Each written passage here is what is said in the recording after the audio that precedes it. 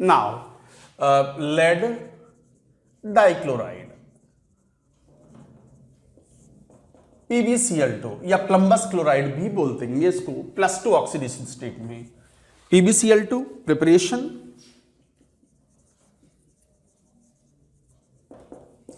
Lead थोड़ा सा उतना रिएक्टिव मेटल नहीं है, तो डायरेक्ट क्लोरिनेशन से ये अच्छे से यील्ड मिल नहीं पाती है।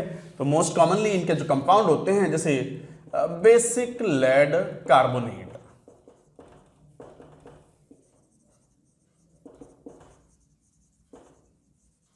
ये कॉमन और भी होता है लेड का, बेसिक कॉपर कार्बोनेट। इसको HCl में सॉल्यूशन में डिसॉल्व करते हैं तो यू गेट PbCl2 का व्हाइट PPD बनता है, प्लस CO2 प्लस 3H2। तो PbCl2 is obtained like this properties।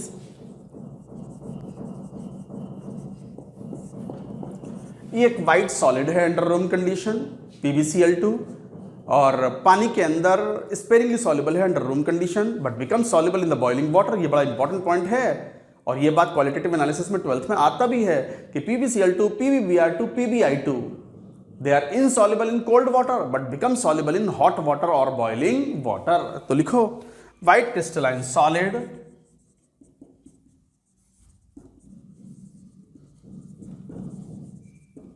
insoluble in cold water but soluble in boiling water।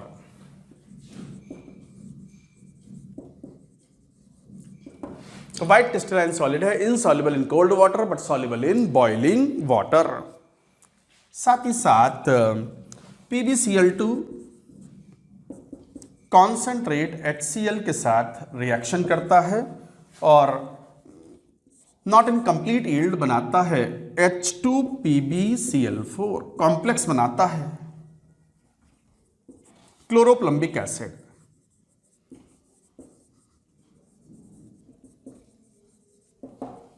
H2PbCl4, it forms like this। That is it about the PbCl2। Now PbCl4 lead tetrachloride,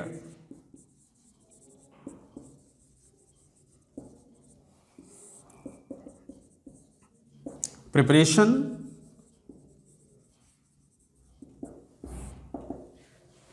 preparation में PbCl2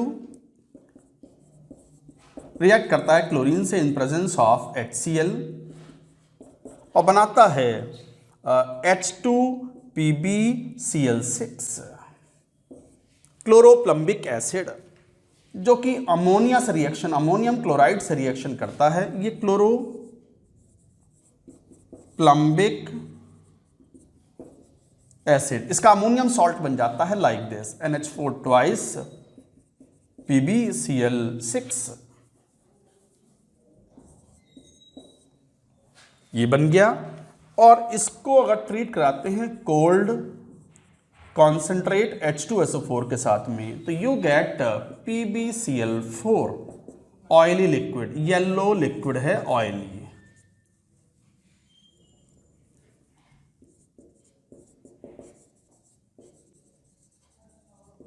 plus ammonium sulphate is obtained plus HCl। ये एक important preparation method है, याद रखें। PbCl4 के बनाने के बहुत ज़्यादा कोई मेथड्स नहीं हैं। PbCl2 को क्लोरीन से ऑक्सीडाइज करा के HCl में डिसॉल्व कराते हैं। क्लोरोप्लम्बिक एसिड इज फॉर्म्ड, जो कि अमोनियम क्लोराइड से रिएक्शन करके सॉल्ट बनाता है, अमोनियम सॉल्ट, अमोनियम क्लोरोप्लम्बेट। क्या नाम है इसका? Ammonium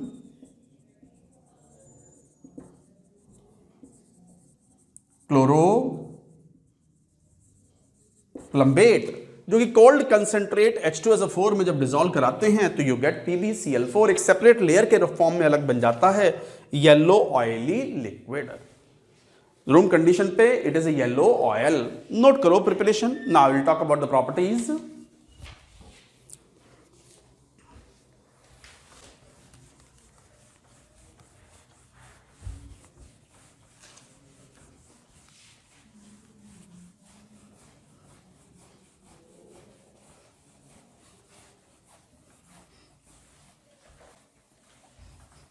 Properties of PbCl4.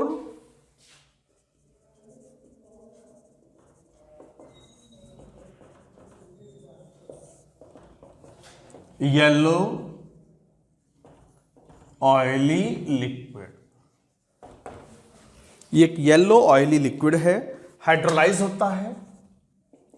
PbCl4 hydrolysis करेगा और क्या बनाएगा, PbO2 का पीपीटी बना लेता है प्लस HCl। बाकी थोड़ा अनस्टेबल है, PbCl4 अनस्टेबल है, थोड़ा सा वार्म करने पर डिकम्पोज हो जाता है PbCl2 प्लस Cl2 में, क्योंकि lead is more stable in +2 in comparison to +4। Again it is all due to inert pair effect, तो ये डिकम्पोज हो जाता है अनस्टेबल होने की वजह से। Now coming to silicon carbide.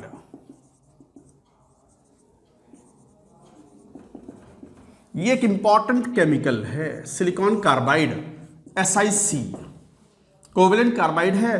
Commercial it is known as Carborundum.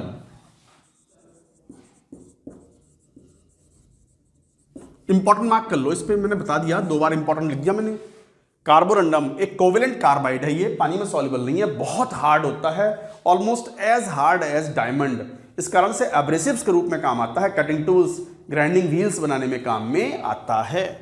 क्या preparation method,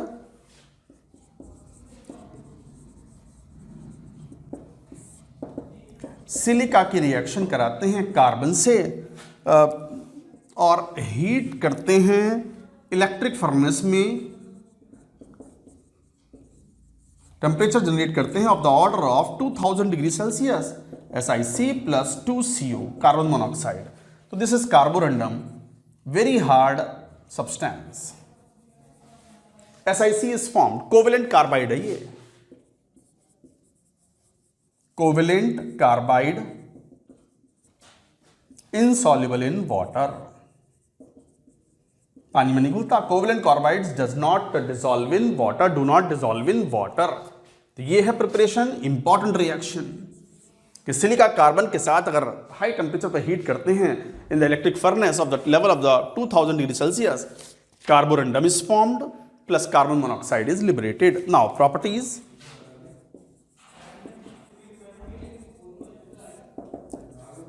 very hard solid covalent carbide,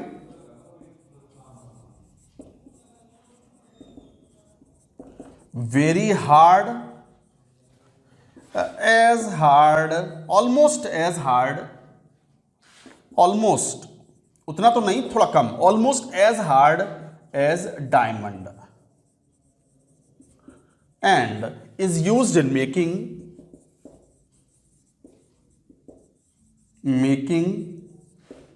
cutting tools and grinding wheels.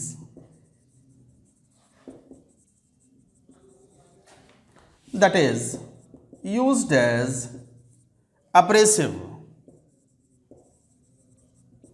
Abrasive substance, abrasive का मतलब होता है जो दूसरे को घिस दे, अब्रेड करना, घिस देना, मटेरियल को डिसलॉज करना।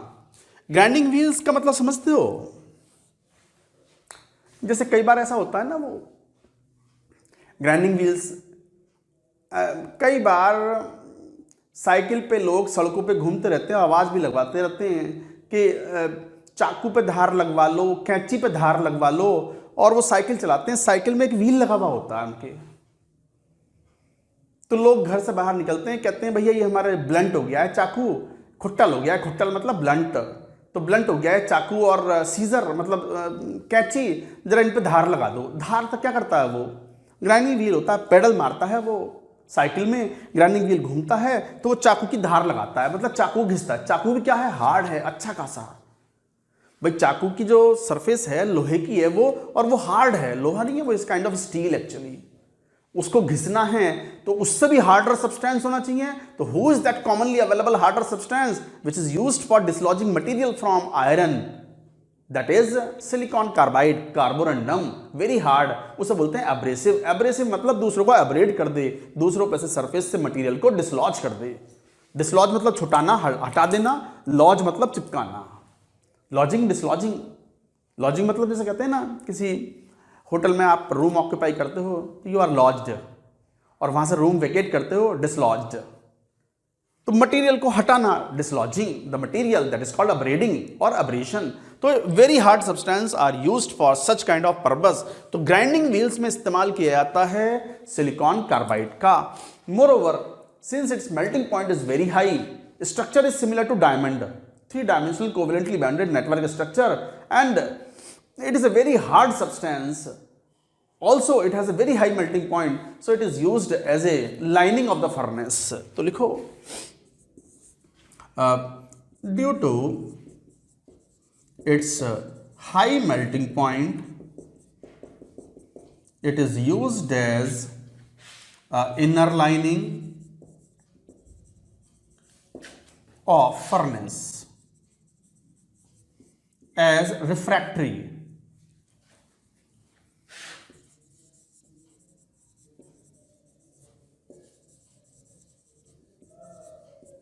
रिफ्रैक्टरी मटेरियल का मतलब होता है जो हाई टेम्परेचर पे भी मेल्ट ना हो और हाई टेम्परेचर को अपने आप को विदस्टैंड करें।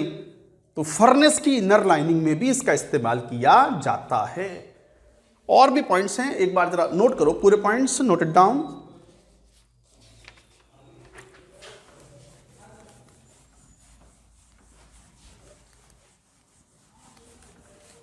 नॉन रिएक्टिव नेचर का कंपाउंड है, HCl, HNO3, H2SO4, कोई अटैक नहीं कर पाता इसको। तो third, not attacked by acids, no reaction, but NaOH molten plus O2 reacts with it. Silicon carbide NaOH molten form में, अब मोल्टन फॉर्म में ले रहे हैं तो obviously temperature should be very high, and oxygen के प्रेजेंस में high temperature पर जब हीट करते हैं तो इट फॉर्म्स सोडियम सिलिकेट। +4 में है sodium silicate plus carbon dioxide.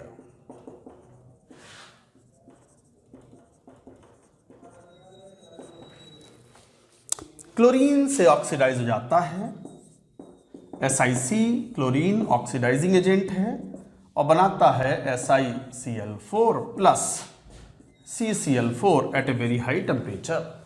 So like that it forms structure.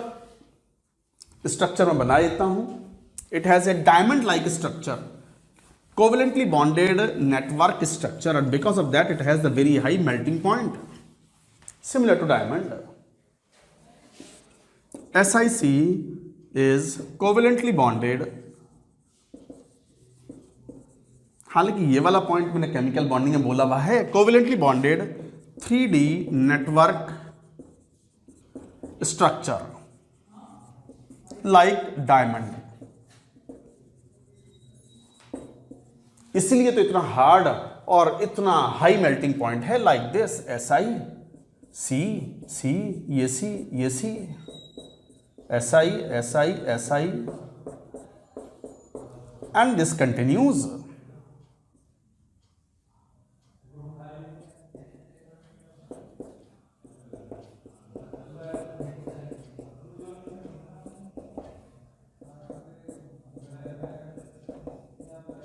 So like that structure occurs, and these are sp3। तो ये स्ट्रक्चर इस तरीके से कंटिन्यूअली चली जाती है एंड एक रिंग बन जाती है ऑल्टरनेट सिलिकॉन एंड कार्बन की। तो ये स्ट्रक्चर है sp3 हाइब्रिडाइज्ड है, कोवेलेंटली बॉन्डेड नेटवर्क स्ट्रक्चर है। Entire solid is having all the bonds covalent bonds, that's why it is similar to the diamond with respect to its hardness, with respect to its melting point, that's why it is such an important chemical। तो guys ये थे कुछ points regarding silicon carbide. चलिए इसको यहीं stop करते हैं अभी। अब सिलिकॉन्स बचे हैं, सिलिकॉन्स पर जेई मेन जेई एडवांस दोनों ने सवाल पूछे हुए हैं, and that is very important. देखो बोरॉन कार्बन फैमिली खत्म होने को है, कार्बन फैमिली में भी हम सब बात कर चुके हैं, कार्बन के कंपाउंड्स, टिन लेड के compounds, particularly halides and oxides. आखिरी में हम बात करेंगे सिलिकॉन, बहुत बहुत important, last but not the least, it is very very important. Silicon नहीं, सिलिकॉन एलिमेंट नहीं, सिलिकॉन, सिलिकॉन रबर्स होती हैं, सिलिकॉन ऑयल्स होते हैं, सिलिकॉन रेजिन्स होते हैं। So they are very important compounds. Heading लिखो सिलिकॉन।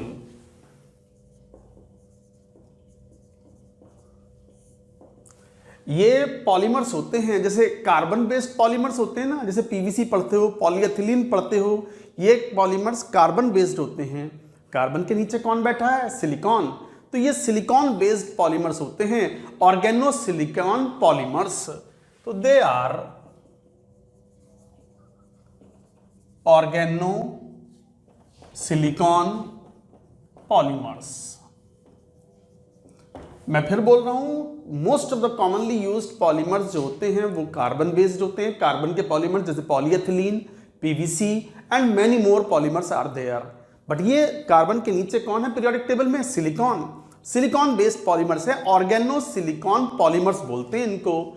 और ये भी कई तरीके के होते हैं ऑर्गेनो सिलिकॉन पॉलीमर्स, जैसे silicon oils, silicon rubbers, silicon resins. तो silicon oil, silicon rubber, silicon resins, ये जो रबर्स होती हैं, silicon rubber, silicon resins, they are of much better quality than compare to the carbon polymers. Carbon polymers सस्ते होते हैं, but जहां carbon polymers का इस्तेमाल नहीं कर सकते because of the special properties of this silicone oils और सिलिकॉन पॉलीमर्स, इनका इस्तेमाल किया जाता है, but they are bit costlier. तो बात करेंगे ऑर्गेनो सिलिकॉन पॉलीमर्स होते हैं ये। They are formed by hydrolysis followed by condensation polymerization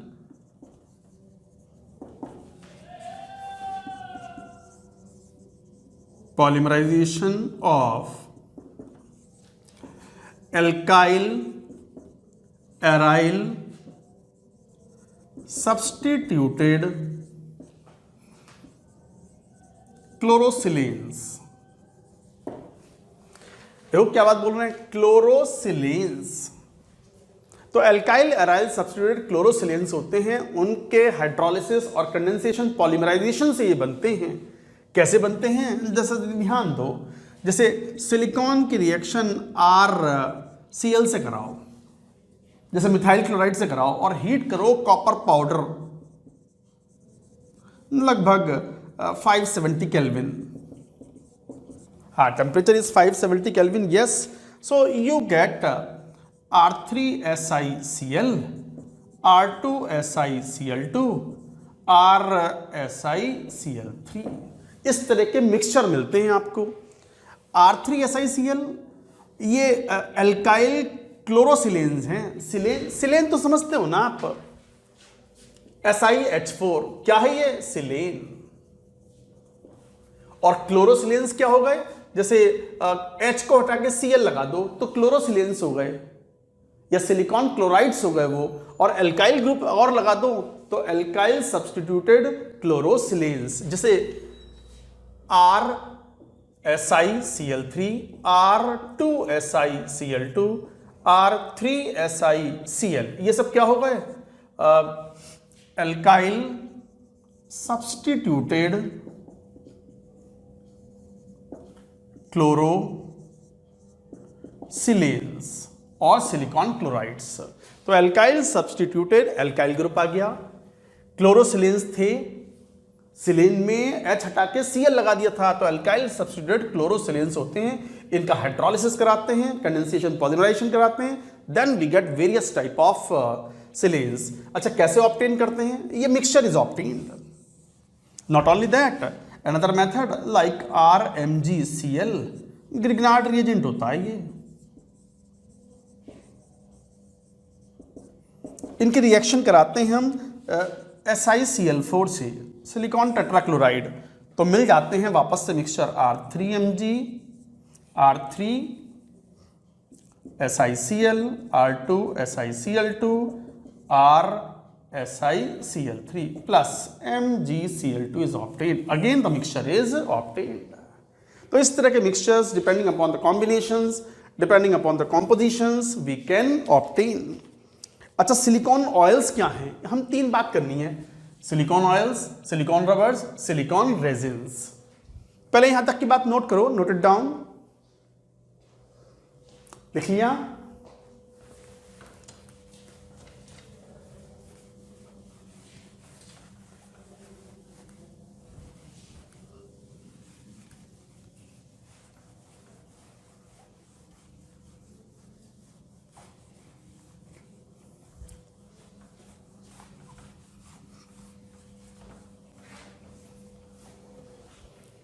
अच्छा, सिलिकॉन ऑयल्स देखें। पहले तो एक बात ये समझ लो, जैसे RSI, R3SiCl, R2SiCl2, R3SiCl, ये है। RSiCl3 कर दो, ये हाइड्रोलिसिस पर देगा chain blocking group, chain block कर देगा। कैसे समझाऊंगा मैं अभी। This is chain forming group.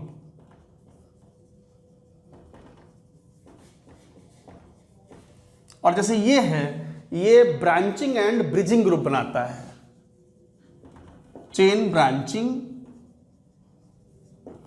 And bridging group.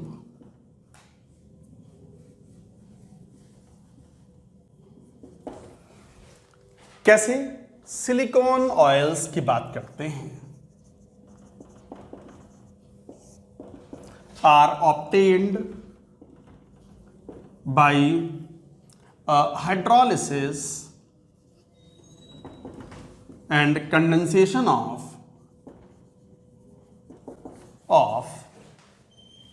a mixture of कौन R2SiCl2 प्लस R3SiCl। एक मिनट, फोन आ गया, जरा स्विच ऑफ कर दूं।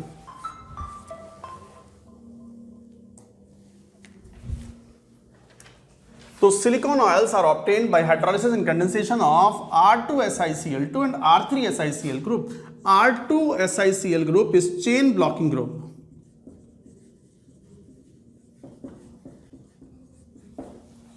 क्यों? हाइड्रोलिसिस होगा तो क्या होगा, जरा देखना।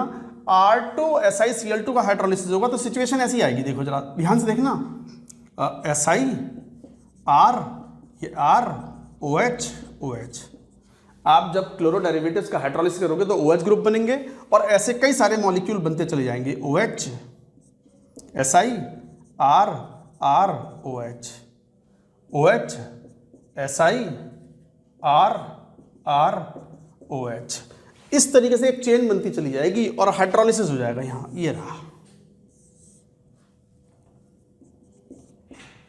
इस टाइप से। बट जहां भी आप चेन को टर्मिनेट करना चाहते हैं, अगर आप चेन को टर्मिनेट करना चाहते हैं, मान लो ये चेन में 100 150 200 मॉलिक्यूल अटैच हो गए, अब चेन जितनी लंबी होगी विस्कोसिटी उतनी बढ़ती चली जाएगी ऑयल्स की। तो depending upon the desired viscosity and the properties of the oils, हम कितने मॉलिक्यूल्स कंडेंसेशन के थ्रू अटैच करवाना चाहते हैं, वो डिपेंड करता है कि किस रेशियो में हम दोनों में लिया है। अब ये चेन ब्लॉक कर देगा। चेन ब्लॉक कैसे करेगा? जब इसका हाइड्रोलिसिस होगा तो R3SiOH बनेगा इस टाइप से।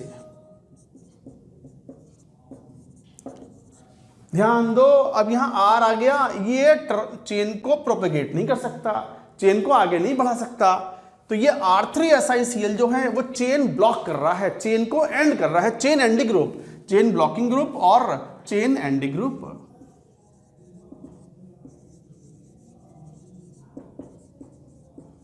चेन को एंड कर दिया इसने, क्योंकि 3 अल्काइल ग्रुप बने हुए थे। मोनोक्लोरो डेरिवेटिव था ये, मोनोक्लोरो डेरिवेटिव एक ही OH है और एक OH के बाद ये आगे प्रोपेगेट नहीं कर सकता, इसी तरीके से चलता चला जाएगा। और यहां से ये वाटर मॉलिक्यूल जब रिमूव होंगे तो पॉलीमर कुछ ऐसा बन के आएगा। कैसा? Si R, ये R O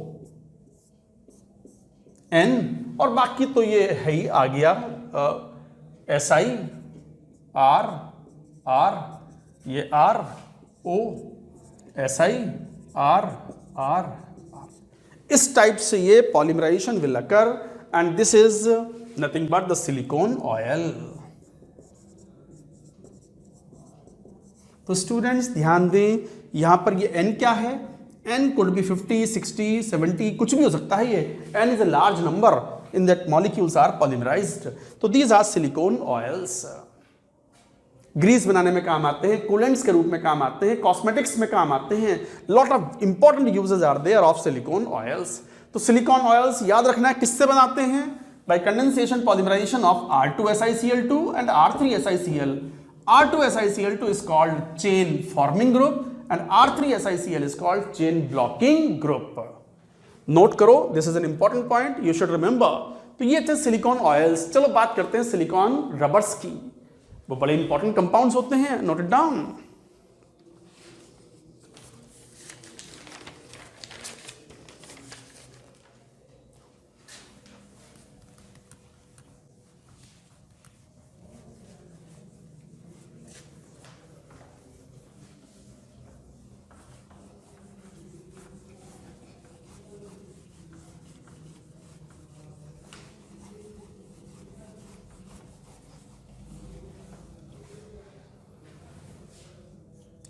सिलिकॉन रबर्स बड़ी खास प्रॉपर्टीज होती हैं इनकी. Formed bye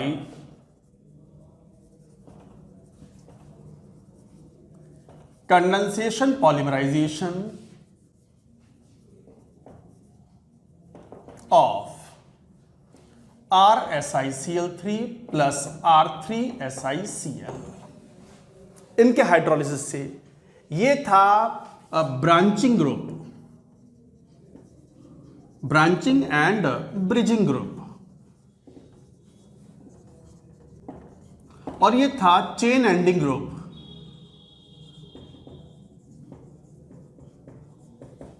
chain ending group जरा देखना कैसे. Situation would be like this, silicone ROH. अब जब हाइड्रोलिसिस कराओगे किसका? RSiCl3 का, तो 3 OH ग्रुप लग जाएंगे. ऐसे ही HO, Si, R, OH, Si, R, OH, OH. इसी तरीके से ऐसे यहां पर HO, Si, R, OH, ये OH, HO, Si, OH, OH, R.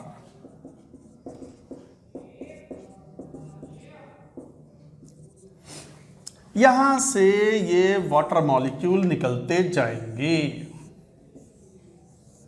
यहां से ये वाटर मॉलिक्यूल निकलते जाएंगे. एक OH कम रह गया यहां. हाँ,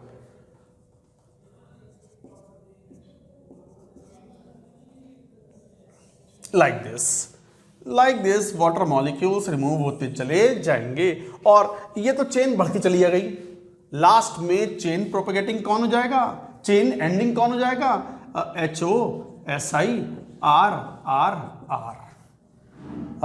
HO, Si, R, R, R.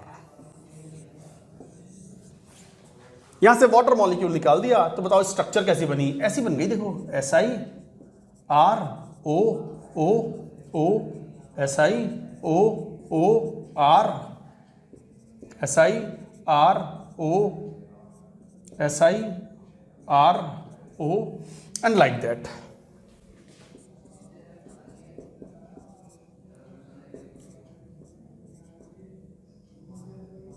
R, O, O, and like that. और एंड में आने के बाद यहां कनेक्ट हो जाएगा कौन? Si, R, R, R. Si, R, R, R. And this continues. Cross-linked polymer is formed.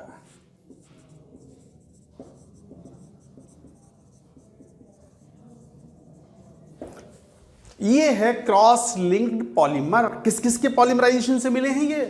RSiCl3 and a proper combination of R3SiCl which are chain ending और chain blocking group. chain terminating group भी बोलते हैं. Chain को आगे propagate अब नहीं हो सकते. चेन को एंड कर दिया इन्होंने और क्रॉस लिंकिंग हो गई यहाँ पॉलीमर्स की. तो क्रॉस लिंक्ड पॉलीमर्स बनते हैं और रबर्स होती हैं ये बनाते हैं रबर्स, और ये रबर्स बहुत ही इंपॉर्टेंट होती हैं। खास प्रॉपर्टीज इनकी होती हैं कि बहुत लो टेम्परेचर पे भी अपनी इलास्टिसिटी को मेंटेन करते हैं। इस कारण से they are distinctly different from carbon polymers. So these are the important points, guys. You have to remember silicone rubbers. They are formed by the condensation polymerization of RSiCl3, R3SiCl. इस कारण से इनका बहुत लार्ज यूजेस हैं। Electrical wires जो होते हैं इनका इंसुलेशन किया जाता है, इन्हीं से किया जाता है। वाटर रिपेलेंट होते हैं because of the alkyl group. Alkyl और aryl are water repellent, hydrophobic groups होते हैं, so they are not wetted by water. तो वाटर रिपेलेंट होते हैं, इनर्ट होते हैं, इनर्ट टुवर्ड्स ऑक्सीडेशन होते हैं, लो टेम्परेचर पे अपनी इलास्टिसिटी मेंटेन करते हैं। So many important uses are there. Biocompatible होते हैं, मतलब ह्यूमन बॉडी में इसको इम्प्लांट्स के रूप में भी यूज़ किया जाता है।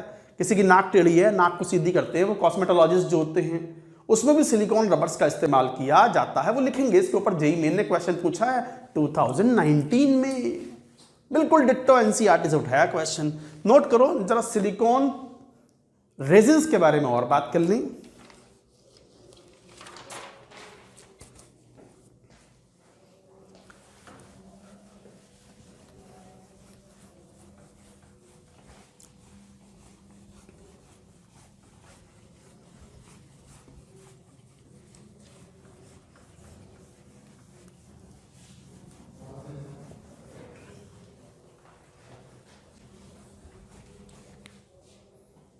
Silicon resins,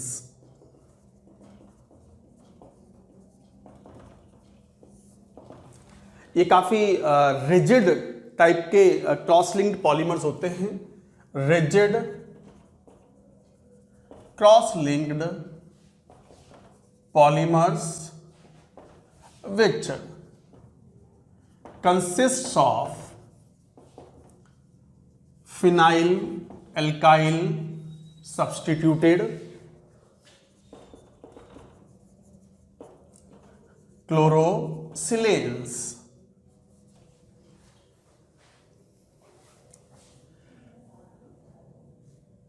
Polymers, condensation polymers.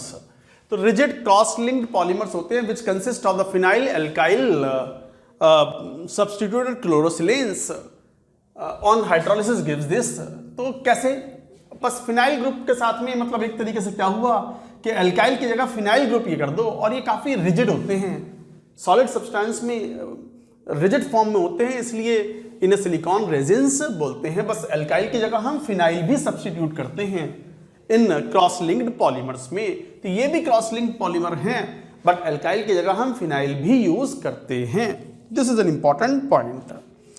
अच्छा, क्या प्रॉपर्टीज हैं? Silicones have water repelling nature. अभी कहा ही था हमने, वाटर रिपेलिंग नेचर होती है, क्यों? Due to hydrophobic alkyl phenyl group और एराइल ग्रुप। तो वाटर रिपेलिंग नेचर होती है, high dielectric strength,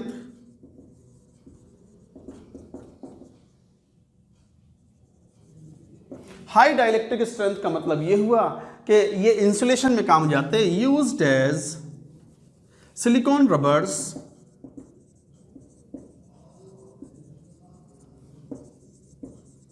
are used as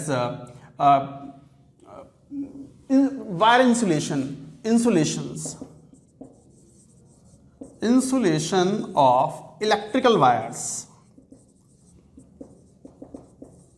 तो इलेक्ट्रिकल वायर्स के ऊपर भाई तार होते हैं, बिजली के तार, जैसे मान लो स्विच ऑन किया तो कॉपर के वायर के ऊपर ये जो व्हाइट कलर की या रेड कलर की जो ऊपर एक रबर लगाई हुई है, ये सिलिकॉन रबर्स ही होती हैं। हाई डाइलेक्ट्रिक स्ट्रेंथ होती है, करंट नहीं लगता इनसे, तो इलेक्ट्रिकल इंसुलेशन से बहुत कॉमन इनका यूज किया जाता है। Bio compatible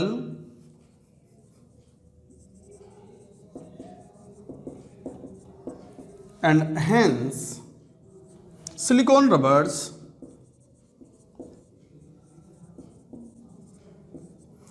rubbers are used in cosmetic,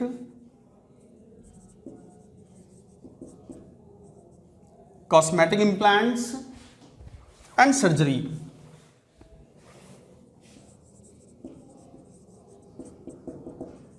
Implants and surgery में इस्तेमाल करते हैं। अब जैसे मान लो कई बार आप सुनते होंगे कि हार्ट जो है, दिल, उसके वॉल्व खराब हो गए, तो कई बार आर्टिफिशियल वॉल्व डाले जाते हैं। तो वो आर्टिफिशियल वॉल्व किसके होते हैं? सिलिकॉन रबर्स के। तो artificial valve in the heart are implanted and silicone cosmetic implants. मान लो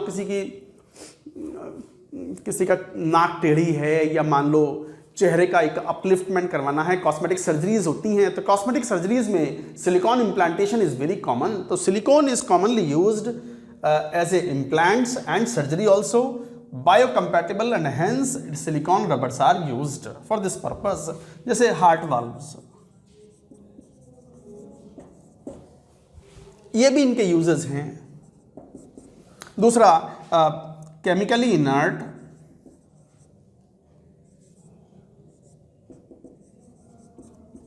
and resistance to oxidation. Chemically inert होता है and there is a resistance to oxidation. High thermal stability,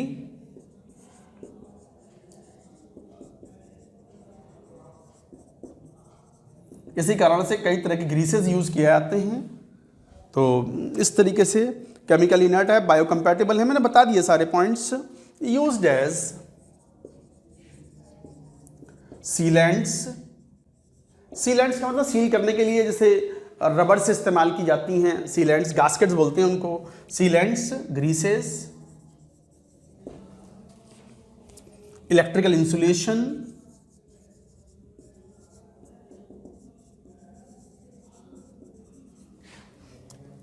waterproofing, ये NCERT की language है, of fabrics,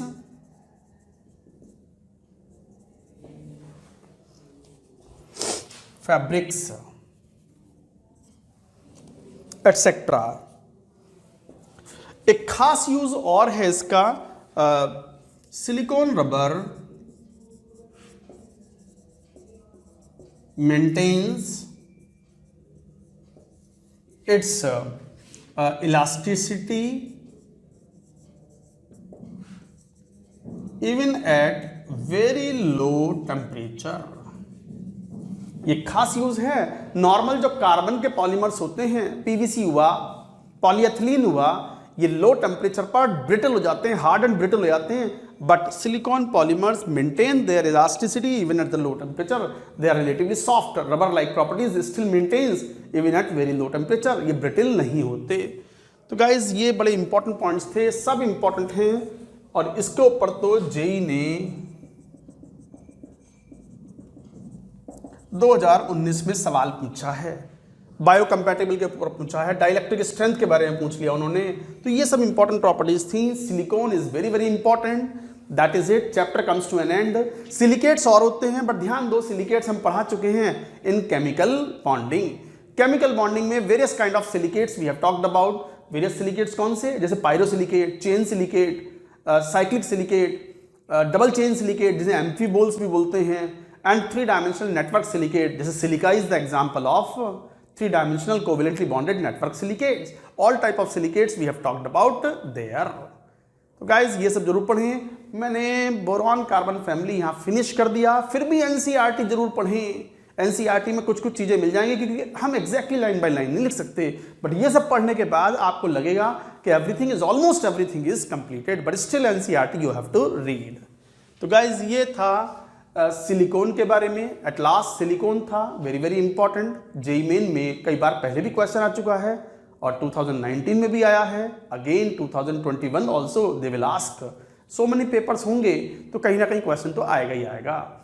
that is it, chapter is over. आज हम नया chapter start कर रहे हैं, हाइड्रोजन। 11th क्लास की एनसीईआरटी में है। हालांकि इस चैप्टर में मेरे पास ज़्यादा पढ़ाने के लिए कुछ होता नहीं है। 11th क्लास के स्टूडेंट्स के लिए तो फिर भी ऐसा है कि हाँ कई चीज़ें होंगी जो कि नई होंगी, जो पढ़नी होंगी, और कुछ चीज़ें रिपीटेड होंगी। बट यदि कोई स्टूडेंट ड्रॉपर स्टूडेंट है, या मान लो 12th क्लास में कोई सोचे कि मैं चलो हाइड्रोजन का चैप्टर रिवाइज कर लूँ, तो मेरे ख्याल से जिसने 12th का सिलेबस पढ़ा हुआ है उसके लिए तो इसमें कुछ नया मुश्किल से ही कुछ मिलेगा। मतलब 1-2-5% कुछ नया मिल जाए तो बात अलग है। हाँ 11th क्लास में जैसे क्यों, अच्छा सर ऐसा क्यों बोल रहे हो? मैं इसलिए बोल रहा हूँ क्योंकि जैसे हाइड्रोजन चैप्टर है, अब हाइड्रोजन तो पूरे यूनिवर्स का सबसे अबंडेंट एलिमेंट है। सोलर सिस्टम पूरा हाइड्रोजन से बना हुआ है। आज जो हमें सूरज की रोशनी मिल रही है, सन पर जो न्यूक्लियर फ्यूजन रिएक्शंस हो रही हैं, it is all because of, mainly because of hydrogen. तो हाइड्रोजन तो मतलब यूँ मान लो कि सर्वत्र है। और इसके अलावा हाइड्रोजन के बहुत सारे कंपाउंड्स हैं जो हम पढ़ चुके हैं। जैसे हाइड्रोजन में हमें क्या पढ़ना होता है और हम क्या कवर कर चुके हैं वो मैं बताता हूँ। जैसे हाइड्रोजन में मेन होता है एक hydrogen peroxide H2O2, we studied in 12th class. एक होता है हाइड्रोजन का मेन कंपाउंड वाटर ही तो होता है, पानी पीते हैं, जल तो जीवन है, तो वाटर है, तो hardness of water, this we have covered in equivalent concept. साथ ही साथ हाइड्रोजन बॉन्डिंग, ये मेन चीजें हैं। Hydrogen covered in nitrogen and oxygen family. हालांकि ये ड्रॉपर स्टूडेंट्स या 12th जिन्होंने एंड किया है, ये उनके लिए है कि हाँ ये पढ़ा हुआ है, covered in nitrogen and oxygen family. Hydrogen peroxide एक बहुत अच्छा ऑक्सीडाइजिंग एजेंट है, ब्लीचिंग सब्सटेंस है, यूजफुल केमिकल है, तो इसका इस्तेमाल बहुत जगह होता है, तो ये एक इंपॉर्टेंट कंपाउंड है, तो हम ये नाइट्रोजन ऑक्सीजन फैमिली में कवर कर लेते हैं। हालांकि एनसीईआरटी इसको हाइड्रोजन वाले चैप्टर में कवर करता है, तो वी स्टडीड। हालांकि 11th के बच्चों ने नहीं पढ़ा, मैं पढ़ाऊंगा, I will teach. Hardness of water covered in equivalent concept. अब इक्विवेलेंट कॉन्सेप्ट ये तो 11th वालों ने भी पढ़ लिया भाई, हाइड्रोजन तक पहुंचे हो तो इसका मतलब इक्विवेलेंट कॉन्सेप्ट पढ़ चुके होंगे। और इक्विवेलेंट कॉन्सेप्ट में हार्डनेस ऑफ वाटर कैसे रिमूव करते हैं, कैसे डिग्री ऑफ हार्डनेस मेजर करते हैं, all that we have taught, तो ये तो 11th वालों ने भी पढ़ लिया। Hydrogen bonding already covered in chemical bonding. तो बच्चों यही तो मेन चीजें थी इसमें, H2O2, hardness of water, hydrogen bonding. 11th class ने ये दोनों पढ़ लिए, 12th एंड ड्रॉपर ने ये तीनों ही पढ़ लिए। अब बचा क्या सर हाइड्रोजन में? हाइड्रोजन में क्या बचा, मतलब 1-2 चीजें नहीं आएंगी, जैसे आइसोटोप्स ऑफ हाइड्रोजन, अब वो पता ही होते हैं, हाइड्रोजन, ड्यूटेरियम, ट्राइटियम। हाँ हाइड्रोजन में एक स्पिन आइसोमर्स होते हैं, H2 के स्पिन आइसोमर्स होते हैं, ortho hydrogen and para hydrogen. ये शायद स्टूडेंट्स को नहीं पता होता, ऐसे ऐसे कुछ पॉइंट्स होंगे। जैसे हाइड्रोजन के प्रिपरेशन, प्रॉपर्टीज, अब वो बड़ी कॉमन प्रॉपर्टीज हैं। हालांकि जेईई मेन ने एक क्वेश्चन पूछा है कि प्योर हाइड्रोजन बनने का कौन सा तरीका होता है, तो it is nothing but the electrolysis of the warm barium hydroxide. ना मालूम था बच्चों को, क्योंकि एनसीईआरटी में लिखी हुई है ये लाइन। तो इस तरह के पॉइंट्स जो हैं वो इंपॉर्टेंट हैं, वो पढ़ने होंगे, और वो तो सबको ही पढ़ने होंगे, चाहे वो बच्चा ड्रॉपर वाला हो, चाहे वो 11th क्लास वाला हो, चाहे वो कोई भी हो। तो कहने का मतलब, बच्चे कई बार कहते रहते हैं, यूट्यूब पे कमेंट करके भी लिखते हैं कि सर हाइड्रोजन पढ़ा दो, वो बच गया, सर हाइड्रोजन पढ़ा दो। अरे सब तो पढ़ावा है। आपको भी कई बार अब आदत पड़ गई है कि चम्मच, स्पून फीडिंग की, मैं चम्मच मुंह में डाल दो और सर बस घुट्टी पिला दो हमें, हम बस स्ट्रांग हो जाएं। यार थोड़ा खुद भी करा करो। हालांकि मैं पढ़ा रहा हूँ इस चैप्टर को, बट खुद भी एक हैबिट होनी चाहिए कि हम भी प्रोएक्टिव होकर के पढ़ाई करें। चलिए let us take the chapter hydrogen. Hydrogen में मैं सब कुछ कवर करूंगा, हार्डनेस ऑफ वाटर में कवर नहीं करूंगा क्योंकि 11th और 12th दोनों के लिए हो चुका है। हाइड्रोजन बॉन्डिंग में कवर नहीं करूंगा, ये 11th एंड 12th दोनों के लिए हो चुका है। और H2O2 में कवर करूंगा क्योंकि भले ही 12th और ड्रॉपर्स वाले ये पढ़ चुके हैं नाइट्रोजन एंड ऑक्सीजन फैमिली में, बट 11th वाले तो नहीं पढ़े हैं ना, तो 11th वालों के लिए आई विल कवर H2O2। तो गाइज ये एक इंट्रोडक्शन था चैप्टर का, कुछ नया नहीं है इस चैप्टर में, फिर भी कुछ नई बातें तो आएंगी ही आएंगी, that we are going to learn. तो ये एक बार नोट करो, फिर शुरू करते हैं चैप्टर को। Note it down.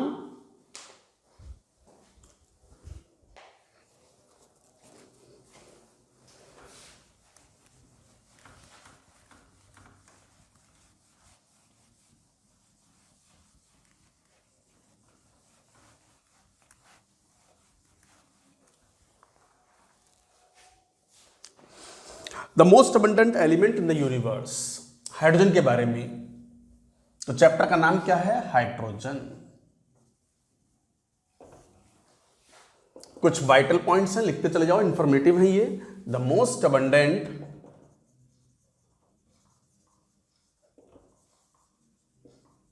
Element on universe, approx 70% of universe is hydrogen. पूरे यूनिवर्स का जो सभी का कंपोजिशन है, लगभग 70% यूनिवर्स का हाइड्रोजन होता है, ये मान लो। हाइड्रोजन जैसे, वैसे तो आइसोटोप्स की बात हम बाद में करेंगे। पहला पॉइंट ये होता है कि पीरियोडिक टेबल में इसकी पोजीशन आज भी अनसर्टेन है। जब आप पीरियोडिक टेबल पढ़ रहे थे तो हमने हाइड्रोजन को ना एल्कली मेटल के साथ रखा ना हैलोजन के साथ रखा। हालांकि इसमें एल्कली मेटल जैसी प्रॉपर्टीज हैं, बिकॉज इसका इलेक्ट्रॉनिक कॉन्फ़िगरेशन क्या है? इलेक्ट्रॉनिक कॉन्फ़िगरेशन है ऑफ हाइड्रोजन 1h1 1s1। तो ये एल्कली मेटल से मैच करता है। तो कई बार ऐसा लगता है it can lose the electron और ये प्रोटॉन बन जाता है। प्रोटॉन बनने के कारण इतना छोटा साइज होता है इसका, इस कैटायन का। ये कैटायन सबसे छोटा कैटायन है। H का cation H+ is just a proton. तो ये इतना छोटा कैटायन है कि इसकी प्रॉपर्टीज काफी अनयूजुअल होती हैं और ये फ्री फॉर्म में नहीं एग्जिस्ट करता। पानी में भी ये हाइड्रेट होकर रहता है। आयनिक इक्विलिब्रियम में बच्चों को ये बात सिखाते हैं कि H+ पानी में खुला ना घूमता, H3O+ के फॉर्म में रहता है। तो एल्कली मेटल जैसी कई प्रॉपर्टी शो करता है। जैसे ऑक्साइड बनाता है, वाटर बना दिया। जैसे सल्फाइड बनाता है, H2S बना दिया। हैलाइड्स बनाता है, HCl HBr HI बना दिया, जैसे एल्कली मेटल्स करते हैं। Sodium chloride, sodium bromide, sodium sulphide, sodium oxide, इस तरीके से ये शो करता है many properties, but still its ionisation energy is much higher than alkali metals. तो ये उतनी आसानी से इलेक्ट्रॉन लूज नहीं करता, मच हायर आयोनाइजेशन एनर्जी। अच्छा, कई बार ऐसा लगता है कि हाइड्रोजन जो है एक इलेक्ट्रॉन गेन कर ले तो हीलियम जैसा बन जाएगा, और हीलियम तो नोबल गैस है। नोबल गैस को तो चेज करते हैं एलिमेंट्स। एल्कली मेटल्स भी एक इलेक्ट्रॉन लूज करके they want to become like noble gases. Halogens भी क्या करते हैं? एक इलेक्ट्रॉन गेन करने के बाद they want to become like noble gases, तो they chase noble gas configuration. तो हाइड्रोजन के लिए एक और प्रॉपर्टी भी है कि वो हाइड्राइड आयन H- कैसा हो जाएगा? हीलियम जैसा। और हीलियम तो एक इनर्ट गैस है, नोबल गैस है। तो नोबल गैस है तो इसका मतलब it has the tendency, it shows similarity similar to the halogens. Halogens से भी कई तरह की ये सिमिलरिटीज शो करता है। हाइड्राइड्स बनाता है, मेटल के साथ कंबाइन करेगा, हाइड्राइड्स बनेंगे, जैसे मेटल क्लोराइड बनते हैं। तो इस तरीके से कई तरह की प्रॉपर्टीज ये सिमिलरिटी शो करता है, हालांकि डिफरेंस भी शो करता है। All that we will talk, but आज भी because hydrogen shows similarity with the alkali metals, it shows similarity with halogens also, but ना तो हैलोजन के साथ रखते हैं ना एल्कली मेटल के साथ रखते हैं। आज भी इसकी पोजीशन अलग है। पीरियोडिक टेबल में देखते हो, हमने भी बताया था, ये कहीं डी ब्लॉक में सबसे ऊपर की तरफ एक बॉक्स बना करके रख देते हैं इसको, आयरन के ऊपर टाइप से अलग ही रखा है इसको। यार तुम अलग ही रहो भाई, तुम किसी के साथ, तुम्हारी सेटिंग तो बैठती नहीं यार, हैं, तो तुम अलग रहो। तो इनको एक तरीके से सिस्टम से बाहर ही करके ऊपर रखा हुआ है। तो इस पॉइंट पे भी कई बार क्वेश्चन पूछे जा सकते हैं, खासकर स्कूल एग्जाम्स में क्वेश्चन पूछे जाते हैं। तो लिखो points. Position of hydrogen is still uncertain. It shows similarities with alkali metals and halogens. In many regards, it forms oxides, sulfide, halide, similar to what? Similar to alkali metals.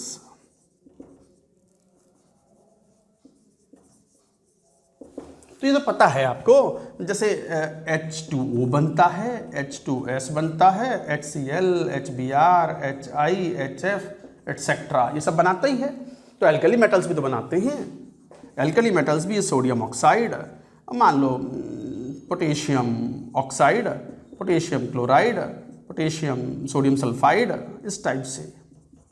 जैसे ये sulphide oxide बनाते हैं ऐसे ही hydrogen भी बनाता है, तो hydrogen shows similarity in their properties like this. अच्छा, ये यूनिपॉजिटिव आयन के रूप में एग्जिस्ट करता है। हाउएवर इसमें एक बात है, unlike alkyl metals,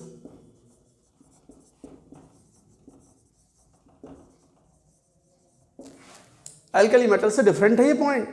ionisation energy of hydrogen जो कि बहुत ज़्यादा है, कितनी, 1312 किलो जूल पर मोल। वैसे पता होता है आयोनाइजेशन एनर्जी आपको इलेक्ट्रॉन वोल्ट में कितनी होती है, 13.6 इलेक्ट्रॉन वोल्ट। एटॉमिक स्ट्रक्चर में पढ़ा होता है आपने ये।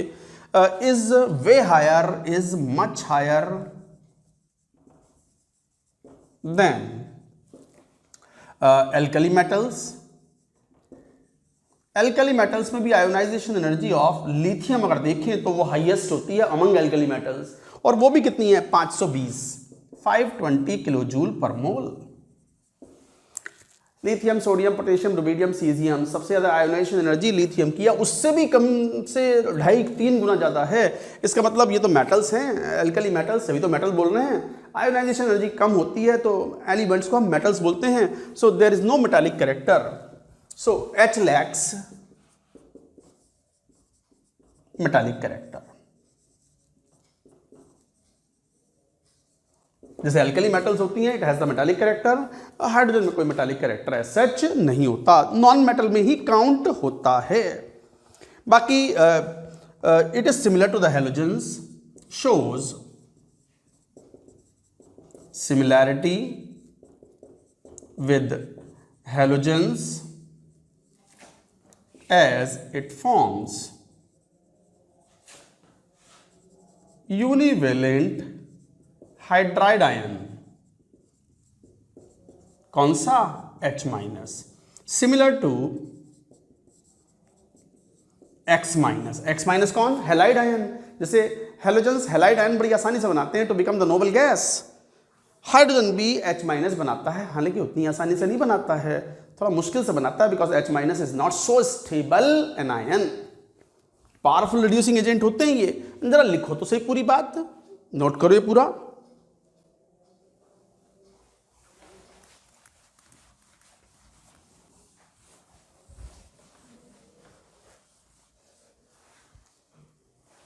जैसे हेलोजेंस के साथ सिमिलरिटी देखें हाइड्रोजन की, तो हेलोजेंस के साथ सिमिलरिटी में hydrogen exist as dimer at room condition similar to halogens।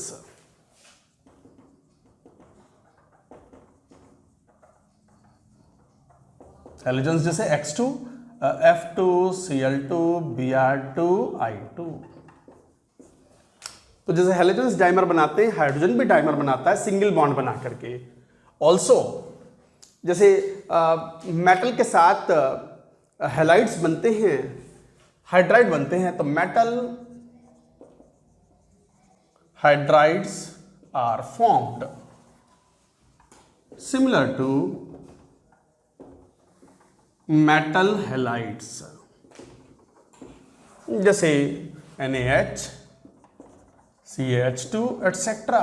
और यहां मेटल हैलाइड्स जैसे बनते हैं MCl जैसे sodium chloride, potassium bromide etcetera. So like that it shows many properties similar. हालांकि it is much less reactive because of the strong bond.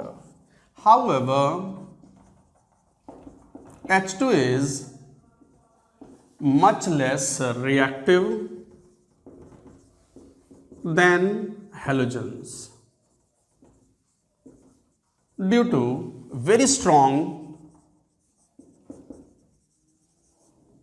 HH bond।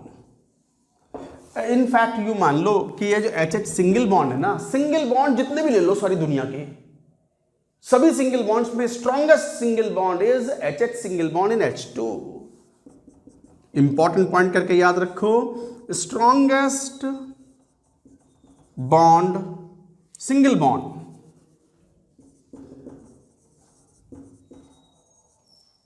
Is HH among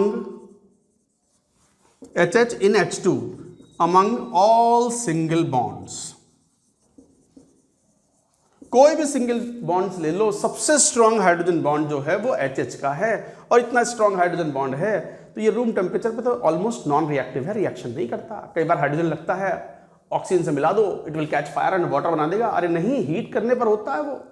ऐसा थोड़ी कि hydrogen और oxygen को मिलाया और बस हाइड्रोजन का कंबस्शन हो जाए, नहीं, ऐसा नहीं होता। रूम कंडीशन पर नहीं होता, इसको हीट करना पड़ता है, हायर टेम्परेचर पर ले जाना पड़ता है। तो रूम टेम्परेचर पर hydrogen is not reactive, reactivity काफी लो है हाइड्रोजन की। तो H2 is much less reactive than halogens due to the very strong HH bonds.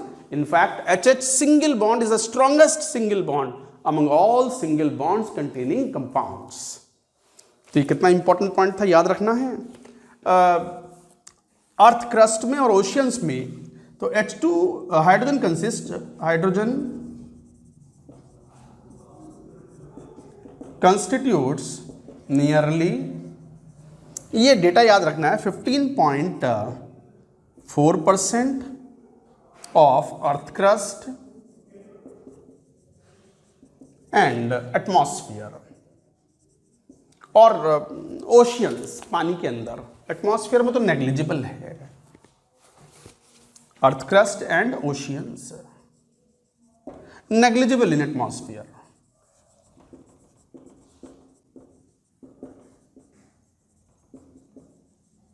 Negligible in atmosphere.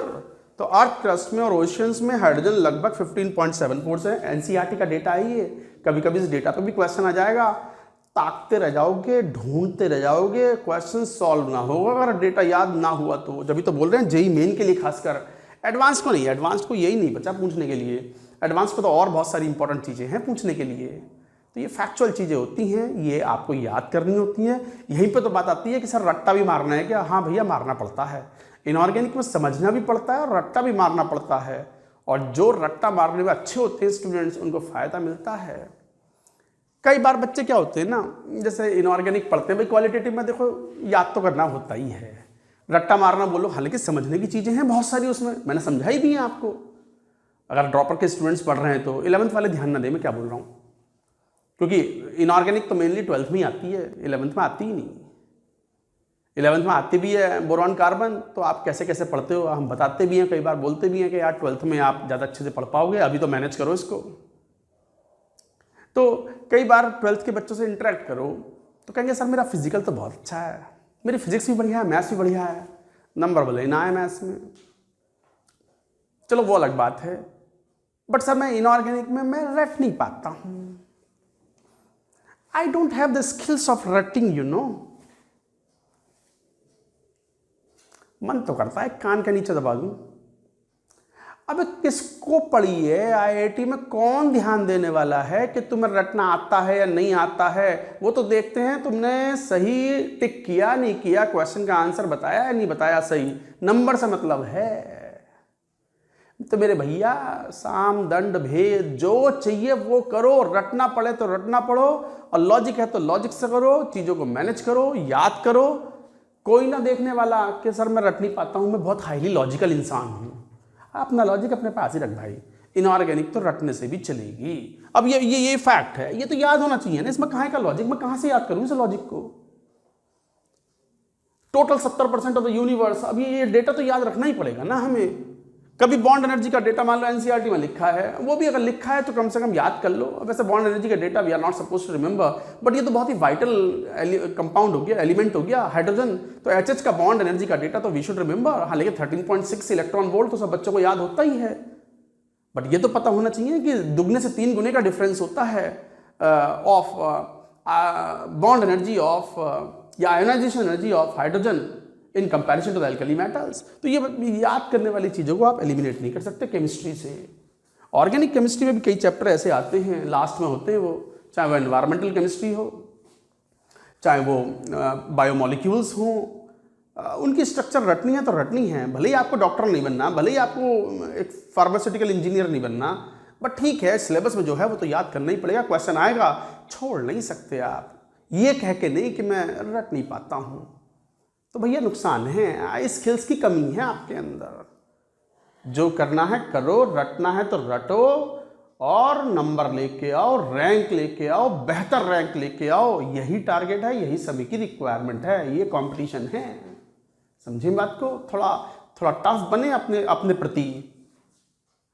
ये बात में अभी 11वीं के बच्चे अगर पढ़ रहे हैं तो उनके लिए भी है। 9th 10th में जैसे पढ़ते थे अब वैसे तो नहीं पढ़ रहे ना। आयनिक वायनिक पढ़ लिया, थर्मो पढ़ लिया, तो ऐसा तो है नहीं कि बस F = ma पढ़ा और m दे दिया, a दे दिया और कहा फोर्स निकाल दो, बस कर दिया कैलकुलेट और यूनिट बता दी, न्यूटन, हो गया काम। ऐसे थोड़ी, ऐसी फिजिक्स पढ़ी है क्या आपने 11th में? No, not like that. तो थोड़ा टफ बनो, मेहनत करो, कंपटीशन है ये, बड़ा टारगेट चुना है तो भैया एफर्ट्स भी बड़े होने चाहिए। अंग्रेजी कहावत है, your efforts should be proportional to the size of target. Your efforts should be proportional to the size of target. तो इस बात का ध्यान दें, आपने टारगेट अंडर ग्रेजुएट लेवल में सबसे बड़ा टारगेट चुना है तो भैया आपके एफर्ट्स भी अच्छे खासे बड़े होने चाहिए। खैर चलो वापस आते हैं। तो hydrogen constitutes nearly 15.4% of the earth crust and oceans. Plants और एनिमल्स में भी ये पाया जाता है in the form of carbohydrate, proteins and all that. Hydrogen is found in plant and animals in the form of carbohydrate,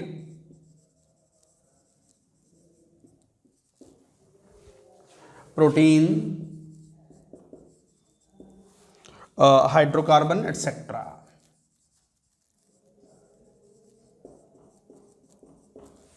note करो ये points. अब आएंगे मेन हम isotopes of hydrogen and isomerism in molecular hydrogen में। Note करें point को।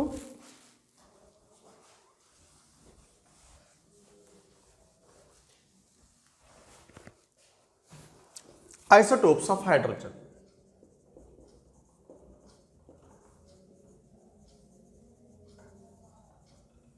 मेरे ख्याल से सारे बच्चे इस बात को समझते हैं। हाइड्रोजन के 3 आइसोटोप्स होते हैं, 1H1, 1H2 जिसे हम ड्यूटेरियम भी बोलते हैं, 1H3 और ट्राइटियम, प्रोटियम।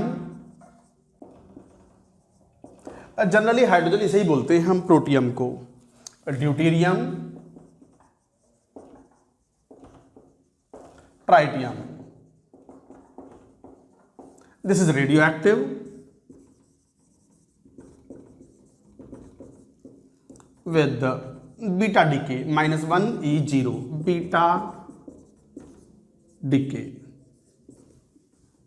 बीटा डिके करता है विद द हाफ लाइफ। अब हाफ लाइफ 11th वाले बच्चे नहीं समझते। हाफ लाइफ का मतलब होता है वो टाइम पीरियड जिसमें आधा डिके हो जाए, 50% of the substance is decade, is called half life, that is nearly 12.33 years. तो ये बीटा डिके करता है और इसे हम हैवी हाइड्रोजन भी बोलते हैं। हैवी हाइड्रोजन, अच्छा इसी हाइड्रोजन से हैवी हाइड्रोजन इसको ही बोलते हैं। अब जैसे मान लो कई बार वाटर बनता है तो नॉर्मल वाटर तो ये होता है H2O, D2O को हैवी वाटर भी बोलते हैं, D2O heavy water. So this is deuterium, this is protium, this is tritium, radioactive with a beta decay, half life is this one, you should remember, and the major isotope is this। Earth crust में या मान लो जो sample हम pick करते हैं उसमें nearly 99.985% protium होता है, बाकी ये नेग्लिजिबल अमाउंट में होते हैं, और ट्राइटियम तो बहुत ही नेग्लिजिबल होता है because it is radio active and it gives the beta decay. ये भी जेई मेन में आया है रेडियो एक्टिव वाला पॉइंट। 2019 में यही पूछ लिया कि which of the following isotope of hydrogen is radio active in nature. अब यार ये कोई सवाल है क्या? ये तो 11वीं का बच्चा भी एकदम से कर देगा। ट्राइटियम इज रेडियो एक्टिव, बाकी दोनों रेडियो एक्टिव नहीं है। अच्छा, हाइड्रोजन, ड्यूटेरियम और ट्राइटियम में जो मॉलिक्यूलर फॉर्म है उसमें जो प्रॉपर्टीज हैं, increasing boiling point, melting point, boiling point, density, bond energy या बॉन्ड डिसोसिएशन एनर्जी। ये ऑर्डर है, this is an important point. Hydrogen, deuterium, tritium में बॉइलिंग पॉइंट का बढ़ता हुआ क्रम है, मेल्टिंग पॉइंट का भी बढ़ता हुआ क्रम है, डेंसिटी भी ट्राइटियम की सबसे ज्यादा, bond dissociation energy TT bond is stronger than HH bond. तो ये डेटा है, ये भी याद रखें, this is an important point. ये हुए आइसोटोप्स ऑफ हाइड्रोजन। बात करते हैं आइसोमर्स, मॉलिक्यूलर हाइड्रोजन के आइसोमर्स। नोट करो पहले इसको।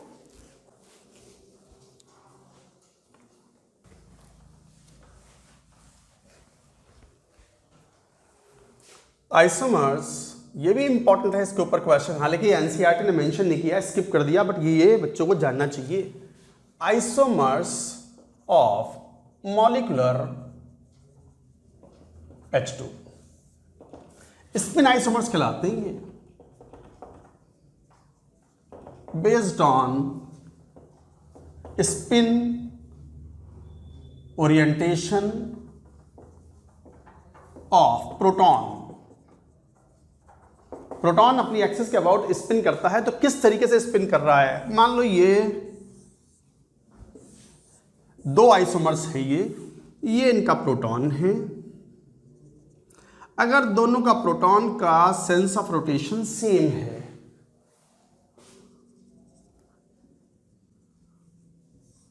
और यदि ये अपोजिट है, सेम है तो ऑर्थो हाइड्रोजन, और ऑपोजिट है तो para hydrogen.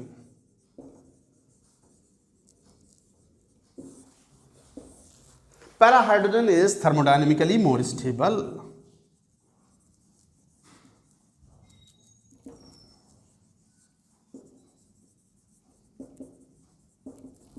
Then ortho hydrogen. तो इस तरीके से आप ये कहते हो two proton spin aligned parallel, इसे बोलते हैं two proton spin aligned parallel.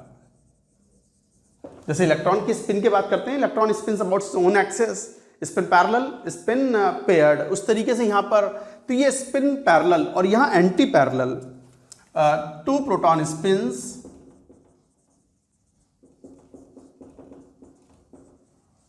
Anti parallel. तो ये एंटी पैरेलल है, ये पैरेलल है। तो एंटी पैरेलल वाला पैरा हाइड्रोजन, ये ऑर्थो हाइड्रोजन। रूम टेम्परेचर पे generally molecular hydrogen consist 3:1 molecular and ortho and para hydrogen.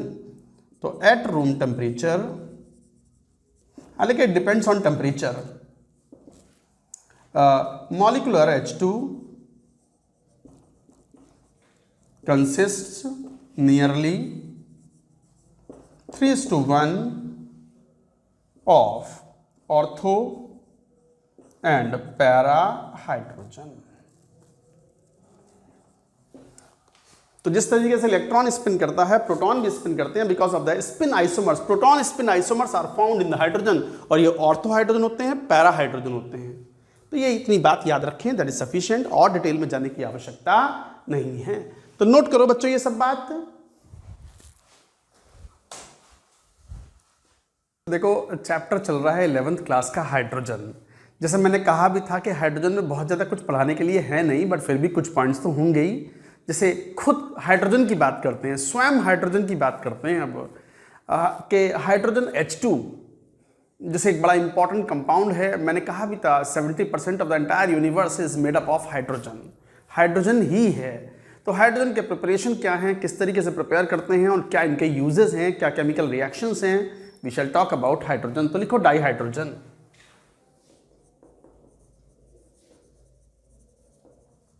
H2 dihydrogen preparation. कई मेथड्स हो सकते हैं प्रिपरेशन के, स्मॉल स्केल पे लेबोरेटरी में बनाना हो, कॉमर्शियल स्केल पर लार्ज स्केल में बनाना हो, तो क्या मेथड्स हैं। तो लैब प्रिपरेशन, मेटल्स की एसिड से रिएक्शन कराओ, जैसे जिंक है, एल्यूमिनियम है, etcetera. These metals you react with dilute HCl solution.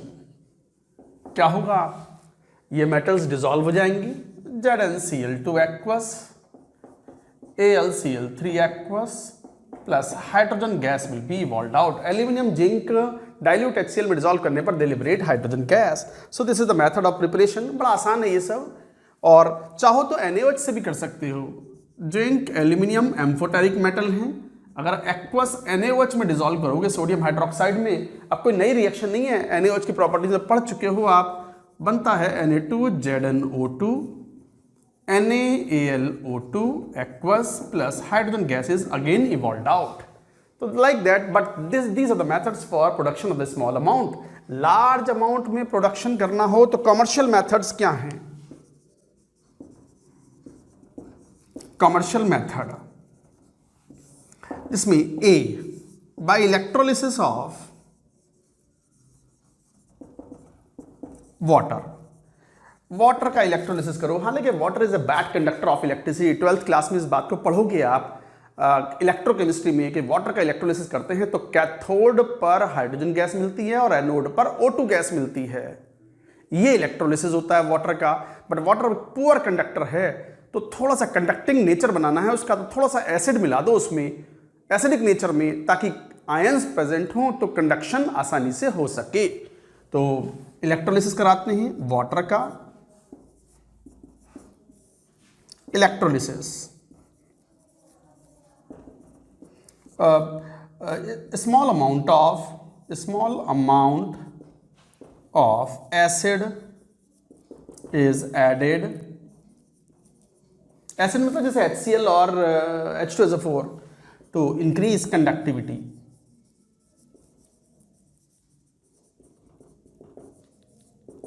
तो एनोड पर you will get O2 gas, cathode पर you will get H2 gas, and you will see 2H2 and O2. So hydrogen and oxygen can be obtained from water by the electrolysis of water. So like that we can obtain. Note करो और भी methods of preparation हैं. We shall take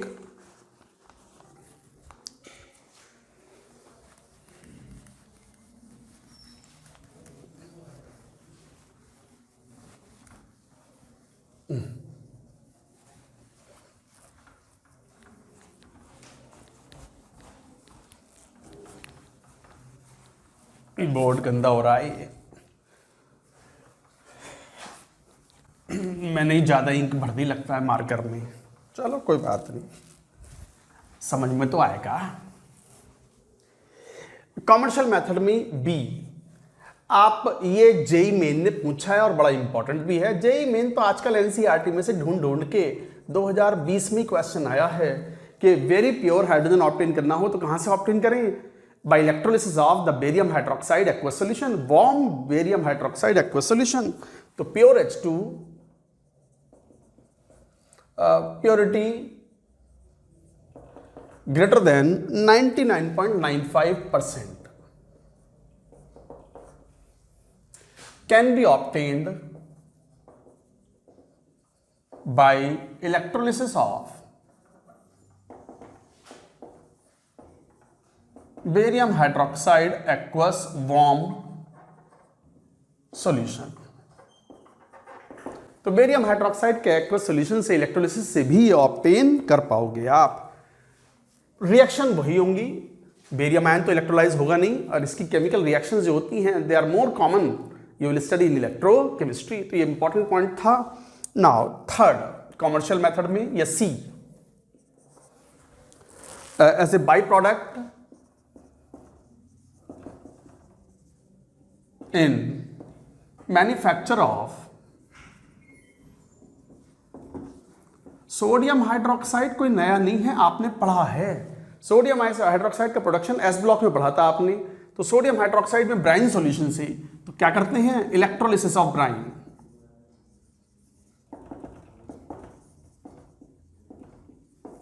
Bryan solution मतलब NaCl solution. तो NaCl का solution का electrolysis कराते हैं तो एनोड पर Cl2 गैस लिबरेट होती है और कैथोड पर वाटर का नहीं, मरकरी या कैथोड नहीं ले रहे. मरकरी या कैथोड लोगे तो फिर आपको NaOH मिल जाएगा, सोडियम अमलगम मिलेगा. यहां पर प्लेटिनम इलेक्ट्रोड यूज कर रहे हैं. तो Pt के इलेक्ट्रोड्स हैं यहाँ पर वाटर का इलेक्ट्रोलिसिस होगा, ये एनोड था, कैथोड पर H2 gas will be liberated plus 2OH minus. इस तरीके से तो हाइड्रोजन गैस यहाँ से ऑब्टेन हो जाती है। सोडियम आयन भी प्रेजेंट होगा, वो NaOH के साथ क्रिस्टलाइज करने पर NaOH बना लेता है। सो this is the method. Brine solution के इलेक्ट्रोलिसिस से भी बाई प्रोडक्ट के रूप में H2 भी ऑब्टेन होता है, Cl2 भी ऑब्टेन होता है। तो both H2 and Cl2 are by product. By product का मतलब समझते हैं बच्चे, by product is not the main product, but main product के साथ बना हुआ और कोई useful product, that is called by product. And this by product reduce the cost of production of the main product. भाई हम मान लो NaOH बना रहे हैं, साथ में हमें Cl2 और H2 गैस भी मिल रही हैं, तो बेकार थोड़ी है, उनकी भी तो कुछ कॉस्ट है। तो वो भी तो एक तरीके से overall cost of production of the main product is reduced by the by product. तो ये बाई प्रोडक्ट बनते हैं, that is also the method of production. Now another method, steam की रिएक्शन से, जैसे CH4 H2O, स्टीम से reaction कराओ at very high temperature, ये टेम्परेचर भी याद रखना है, 1270 केल्विन ऑन निकल catalyst. Carbon monoxide plus hydrogen gas is evolved out. Not only that, को कार्बन की स्टीम से रिएक्शन कराओ at high temperature, you get carbon monoxide plus H2। अच्छा, ये पढ़ भी चुके हैं, ये क्या कहलाता है? ये कहलाता है वाटर गैस और सिंथेसिस गैस। वाटर गैस और सिंथेसिस गैस। कई बार सिंथेसिस गैस को सिन गैस भी बोलते हैं, सिन गैस। अच्छा, क्यों बोल रहे हैं सिंथेसिस गैस? ये क्यों कहलाती है सिंथेसिस गैस? एक तो ये अच्छा फ्यूल है, फ्यूल के रूप में यूज होती है, ये CO भी बर्न हो जाता है, H2 भी बर्न होता है, कंबस्टन होता है इनका। पर साथ ही साथ this synthesis gas, syn gas, इसलिए भी इंपॉर्टेंट है because it is use for manufacturing many other organic compounds like hydrocarbons. कई हाइड्रोकार्बन्स के मैन्युफैक्चरिंग में काम में आता है। इसको लेंगे, पहले यहां तक की बात लिखो तो सही एक बार, ये सब इंपॉर्टेंट चल रहा है, चैप्टर का नाम ही हाइड्रोजन है और पढ़ क्या रहे हैं अभी, हाइड्रोजन। पढ़े ध्यान से, नोट करो पूरी बात, note it down.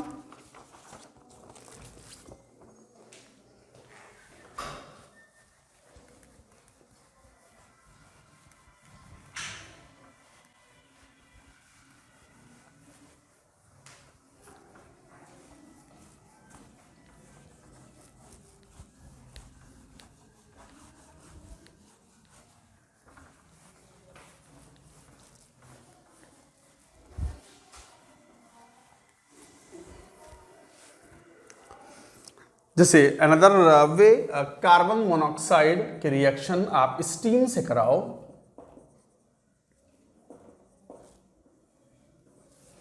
Then catalyst is used, iron chromate,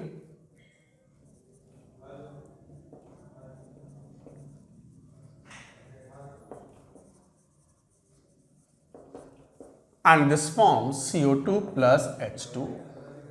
one of the best method of preparation of hydrogen. क्यों? Steam one of the cheapest reagent. Steam बहुत ही सस्ता रिएजेंट है, वाटर इजीली अवेलेबल है, तो वहां से स्टीम को H2 में कन्वर्ट करने का ये बहुत ही अच्छा मेथड है। This method is commercially employed as low cost method to make और मैन्युफैक्चर और प्रोड्यूस H2 गैस। तो हाइड्रोजन प्रोड्यूस करने का ये एक लो कॉस्ट मेथड है, you should remember like this. तो गाइज ये मेथड से, now coming to the properties. Hydrogen colourless, odourless gas है, हाईली कंबस्टिबल है, बट वाटर में ऑलमोस्ट इनसॉल्युबल है। तो colourless, odourless,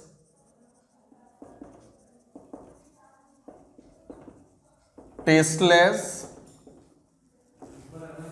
water insoluble gas।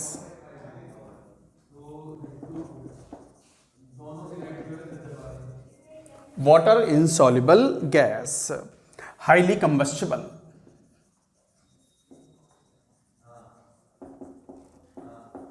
Highly combustible मतलब हाइड्रोजन ऑक्सीजन के साथ कंबस्शन कराता है और बनाता है H2O। and a huge amount of the heat is liberated out. That's why it is commonly used as a fuel. So hydrogen is one of the best fuel with highest calorific value. Highest calorific value मतलब per gram basis it gives the maximum amount of the heat liberated. पर ग्राम basis 1 ग्राम कोई substance burn करें और maximum heat कहां से obtain हो, तो वो कौन है कन्वेंशनल फ्यूल में? हाइड्रोजन. तो hydrogen has the highest calorific value among all hydrocarbons and all conventional fuel. नहीं, न्यूक्लियर फ्यूल की बात नहीं कर रहे हम, यूरेनियम की बात नहीं कर रहे पागल.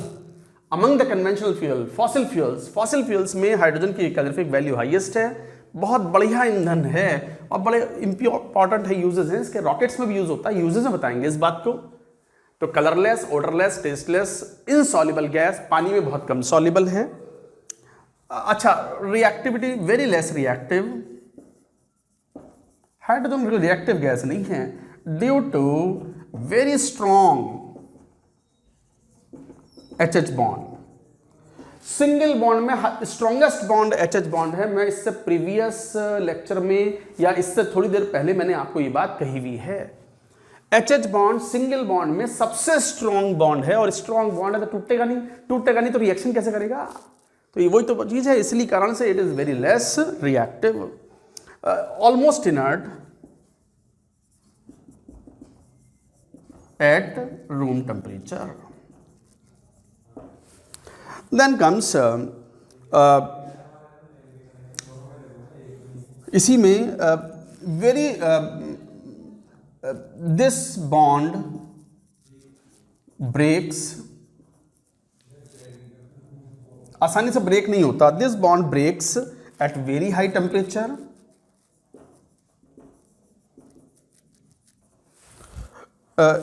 In an electric arc.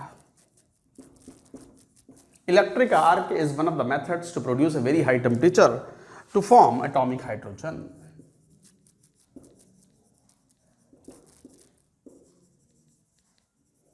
Atomic hydrogen मतलब H. तो H2 को H में तोड़ना हो तो ये जो प्रोसेस है हाईली एंडोथर्मिक है. बॉन्ड तोड़ने के लिए huge amount of energy is needed and high temperature is needed.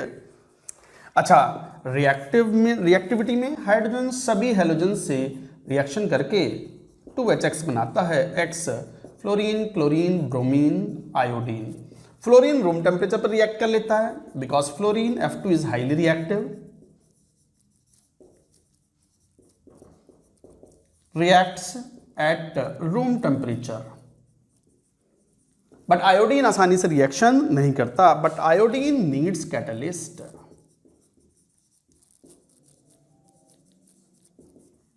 Iodine को रिएक्शन करने के लिए कैटलिस्ट की आवश्यकता पड़ती है, जबकि फ्लोरीन रूम कंडीशन पे हाइड्रोजन से रिएक्शन कर लेता है और बॉन्ड तोड़ देता है HH bond.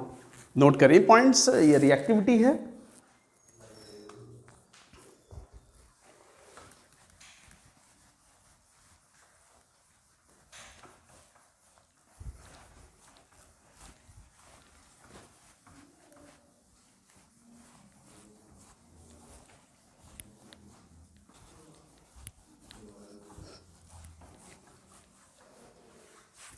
Next fourth reaction, hydrogen का कंबस्शन होता है.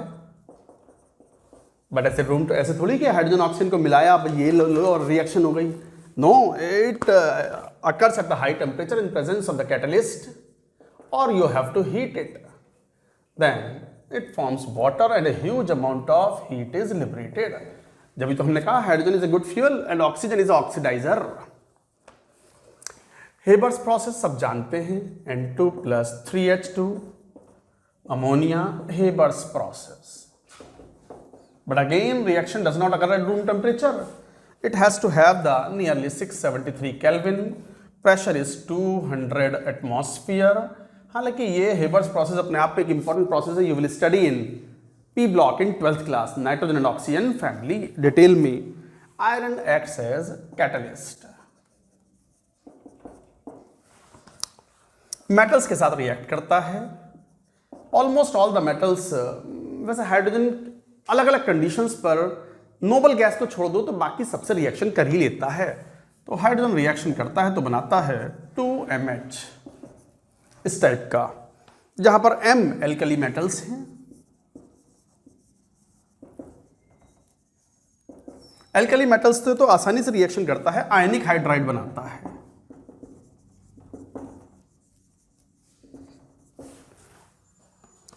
हालांकि रिड्यूसिंग एजेंट भी है, तो PdCl2 जैसे एक्वस सोल्यूशन है, H2 रिड्यूसिंग एजेंट के रूप में वर्क करेगा and forms palladium solid and 2HCl. So this is acting as a reducing agent.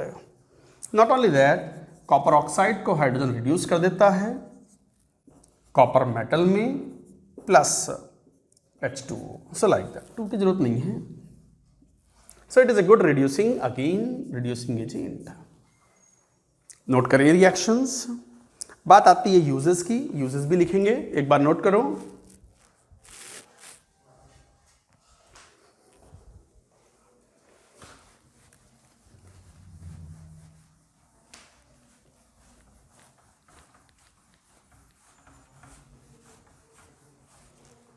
Uses of hydrogen. Hydrogen ना हो तो शायद पानी ना बनेगा. पानी नहीं है तो जीवन नहीं. जल जीवन है, जल जीवन है. और जल का एक कंपोनेंट कौन? हाइड्रोजन. तो hydrogen and oxygen are connected in water through 1:8 mass ratio. तो हाइड्रोजन तो मतलब जीवन है, यूं मान लो.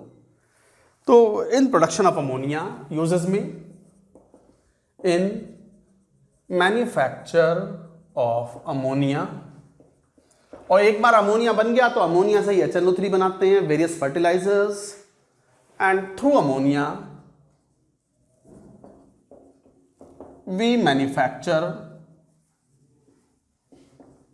इंपॉर्टेंट केमिकल्स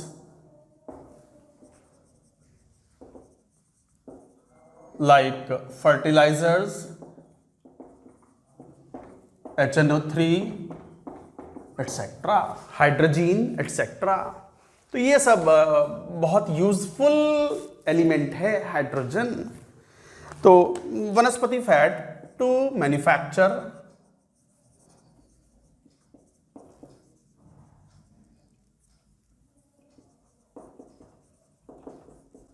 वनस्पति फैट, वनस्पति ऑयल्स होते हैं, वेजिटेबल ऑयल्स. वेजिटेबल ऑयल्स का हाइड्रोजनेशन कराते हैं तो वनस्पति फैट्स मिलते हैं. डालडा घी टाइप इसी टाइप का होता है. डालडा घी मतलब, डालडा तो खैर एक ब्रांड है, बट वेजिटेबल ऑयल्स को हाइड्रोजनेट करके हम डालडा घी. डालडा इसलिए याद है, बचपन में वो सबसे फेमस डालडा ब्रांड ही होता था. अभी तो गगन आता है, गगन है, डालडा है. और मैं तो खैर खाता नहीं, गला खराब हो जाता है उससे. देसी घी खाता हूँ मैं. आप सब भी देसी घी खाया करो, या मत खाओ या फिर खाओ तो देसी घी खाओ, एकदम घर का बढ़िया फर्स्ट क्लास. तरावट आ जाएगी दिमाग को, शरीर को. तो टू मैन्युफैक्चर वनस्पति फैट कैसे? वेजिटेबल ऑयल्स का हाइड्रोजनेशन कराओ विद द निकेल कैटलिस्ट. बहुत ही कॉमन रिएक्शन है, ऑर्गेनिक केमिस्ट्री वाले पढ़ाते हैं इस चीज को. एंड वेजिटेबल या वनस्पति फैट्स आर ऑप्टेन. वेजिटेबल्स को हिंदी में वनस्पति बोलते हैं ना, तो इसलिए वनस्पति नाम चलता है. ये फैट्स आर ऑप्टेन.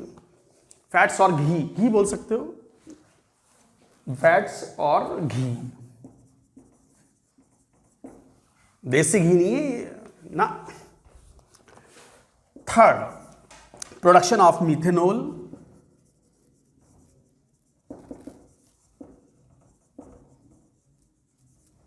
मिथेनॉल के प्रोडक्शन में काम आता है carbon monoxide plus 2H2 and the catalyst CO catalyst है,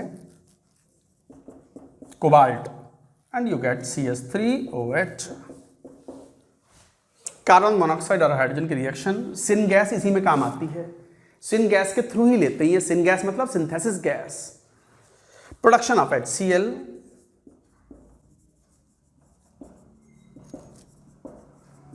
तो हाइड्रोजन कितना यूजफुल कंपाउंड है. Metal hydrides,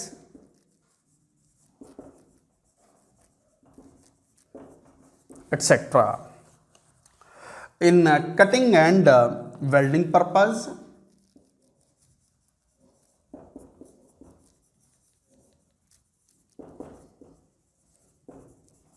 cutting and welding purpose, जैसे एसिटिलीन टॉर्च होती है, ऑर्गेनिक केमिस्ट्री पढ़ाते भी हैं कि एसिटिलीन ऑक्सीजन की मदद से आप कट कर सकते हो, वेल्ड कर सकते हो। ऐसी हाइड्रोजन जो भी ईंधन होगा, ईंधन को जला के ऑक्सीडाइजिंग एजेंट के साथ एक huge amount of the heat can be generated, उस हीट से आप वेल्डिंग कटिंग ऑपरेशंस परफॉर्म करा सकते हो। तो हाइड्रोजन का use cutting and welding purposes, metals को कट करने में काम में भी आता है। रॉकेट फ्यूल में यूज होता है। चौथा नंबर ये था, पांचवा ये है, छठा ये है। As rocket fuel,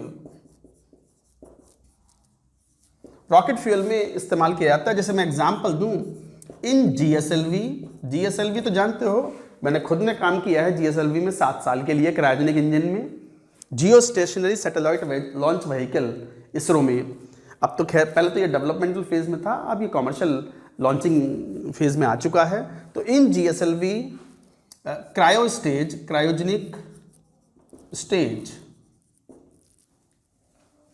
third stage होती है ये।